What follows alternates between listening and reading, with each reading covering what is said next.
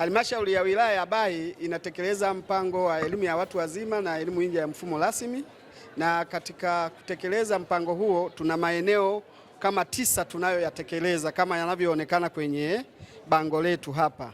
Lakini eneo mojawapo tunalo hilo la MEMKWA ambapo tulipanga kupata wanafunzi 300, mpaka sasa hivi tumepata wanafunzi 173, na tuna eneo pia la MESKWA ambao tulipanga kupata wanafunzi 1000, tumepata wanafunzi 76. Yani kama takwimu zinavyoonyesha, bila kupoteza muda kwa sababu zinaonekana na picha ni kama unavyoziona. Tunao leo pia tumekuja na wawakilishi, tunao darasa la wanafunzi 40 wa MEMKWA kutoka shule ya msingi la Maiti, na leo tumekuja nao hapa ili na wao waweze kushuhudia. Kwa hiyo karibuni.